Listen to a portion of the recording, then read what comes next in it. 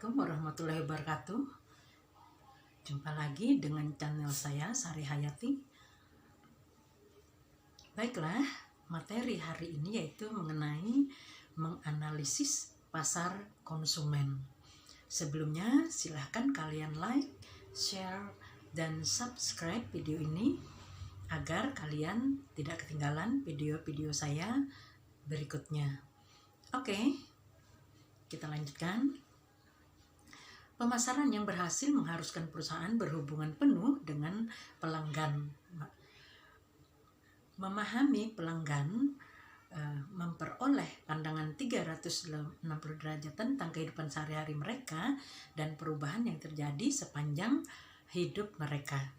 Oleh sebab itu, maka kita harus membuat produk yang tepat sasaran, kemudian juga kepada pasaran yang tepat juga. Berikutnya tentu saja dengan cara yang tepat juga ya. Perilaku konsumen itu merupakan studi bagaimana individu, kelompok, dan organisasi dalam memilih, membeli, menggunakan, dan bagaimana barang atau jasa, ide atau pengalaman untuk memuaskan kebutuhan dan keinginan konsumen. Dengan kata lain, perilaku konsumen merupakan proses dan aktivitas saat seseorang atau organisasi berhubungan dengan pencarian, pemilihan, pembelian, pemakaian, dan pengevaluasian produk atau jasa demi memenuhi keinginan dan kebutuhan konsumen. Perilaku konsumen merupakan berbagai hal-hal yang mendasari konsumen untuk membuat keputusan pembelian produk atau jasa. Perilaku konsumen sangat penting dipelajari dalam pemasaran suatu produk sehingga dapat terjadi pertukaran. Keinginan konsumen dapat diketahui melalui perilaku konsumen, sehingga apabila produsen telah mengetahui perilaku konsumen, maka produsen dapat memproduksi barang atau jasa yang sesuai dengan permintaan konsumen. Oke, berikutnya yaitu mengenai faktor-faktor yang mempengaruhi perilaku konsumen. Faktor-faktor utama yang mempengaruhi perilaku konsumen yaitu faktor budaya, faktor sosial, faktor pribadi.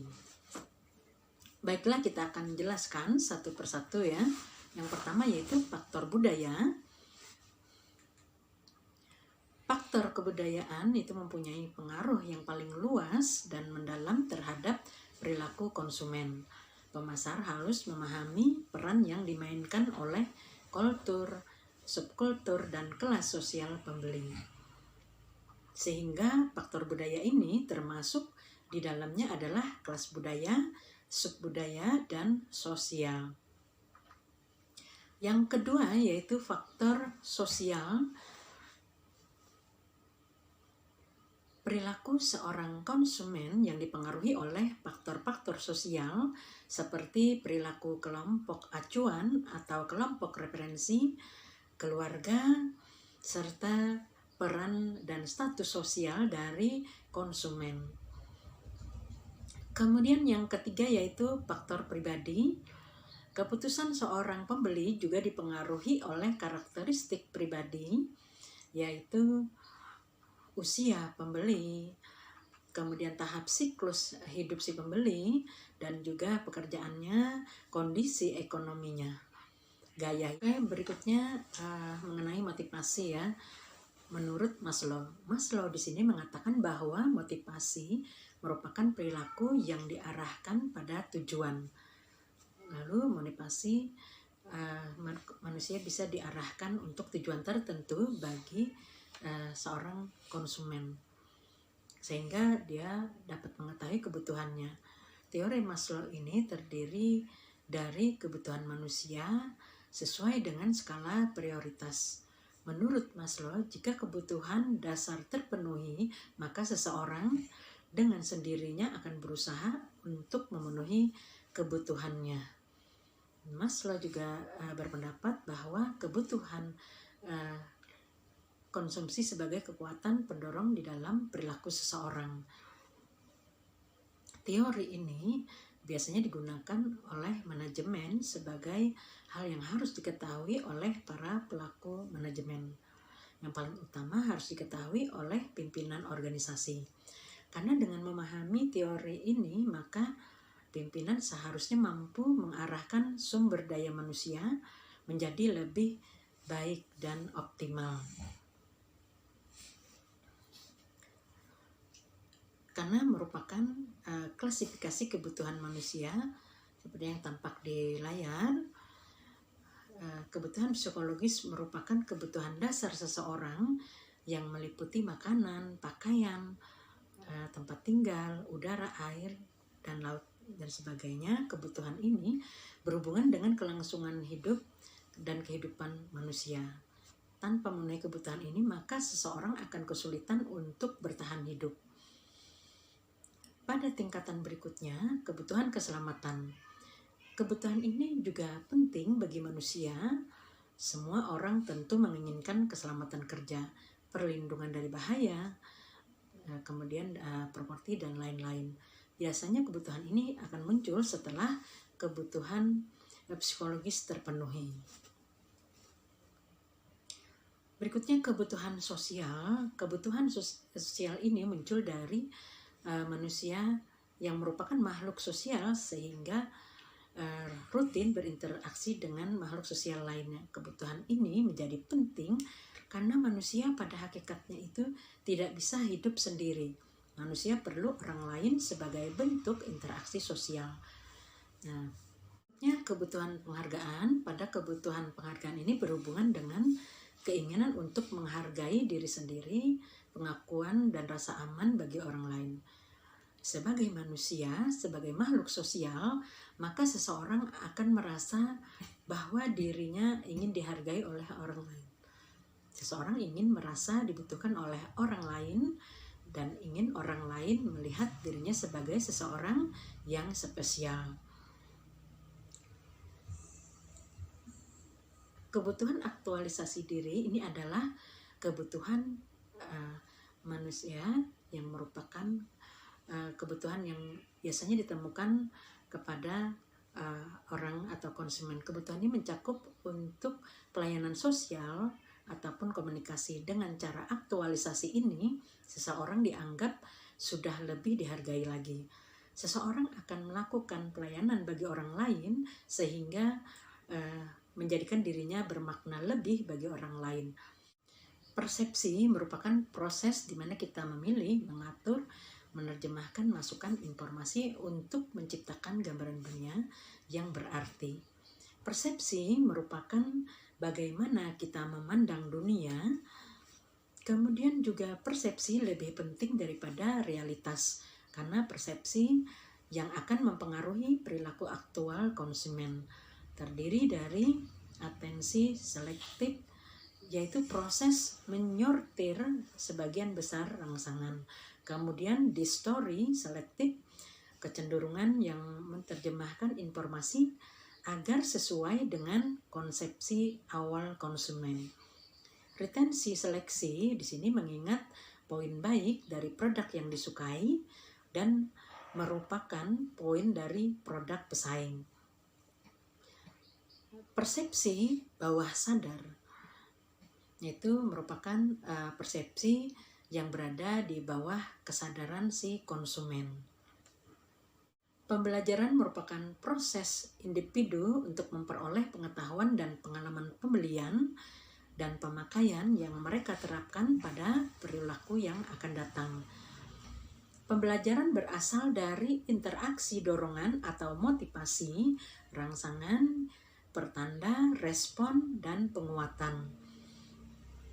Pendekatan populer dari pembelajaran yaitu teori pengkondisian klasik, teori pengkondisian instrumental, dan teori pembelajaran melalui pengamatan. Memori merupakan penyimpanan dan informasi dan pengalaman saat menjalani hidup. Memori di sini terbagi dua, yaitu ada yang memori jangka pendek dan ada memori yang jangka panjang. Baiklah, kita akan jelaskan satu persatu ya. Pada proses memori jangka pendek ini merupakan informasi yang hanya bersifat sementara. Informasi yang disimpan dalam memori jangka pendek ini berisi informasi yang terdiri dari memori sensori. Jumlah informasi yang tersimpan dalam memori jangka pendek ini lebih kecil bila dibandingkan dengan tersimpan memori jangka panjang. Memori jangka pendek itu akan bertindak sebagai tempat penyimpanan data sementara. Digunakan untuk menyimpan informasi yang hanya dibutuhkan sesaat. Berikutnya, memori jangka panjang. Di dalam memori jangka panjang itu merupakan penyimpanan informasi yang bersifat permanen dibandingkan dengan memori jangka pendek. Memori jangka panjang disebut juga sebagai gudang, maka tempat penyimpanan informasi yang kapasitasnya tidak terbatas. Memori jangka panjang memungkinkan manusia mengingat kembali informasi masa lalu dan menggunakan informasi yang ada untuk mengerti apa yang terjadi sekarang. Memori jangka panjang ini diperlukan untuk menyimpan informasi dalam jangka waktu yang lama, yang merupakan tempat menyimpan seluruh pengetahuan, fakta, informasi, pengalaman, urutan perilaku, dan segala sesuatu yang diketahui.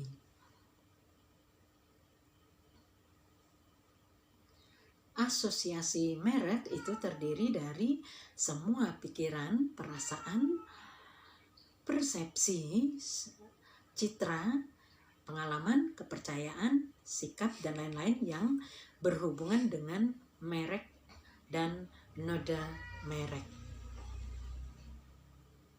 Yang pertama, pengenalan masalah. Proses pembelian diketahui oleh konsumen yang dapat diputuskan oleh rangsangan internal atau eksternal. Para pemasar perlu mengidentifikasi keadaan yang memenuhi kebutuhan tertentu dengan mengumpulkan informasi sejumlah konsumen. Para pemasar dapat mengidentifikasi pasaran atau produk yang akan membangkitkan minat dari produk tertentu. Para pemasar tentu harus menyusun strategi pemasaran yang mampu menarik minat konsumen. Proses berikutnya yaitu pencarian informasi. Konsumen dalam suatu kebutuhan yang terdorong untuk mencari informasi.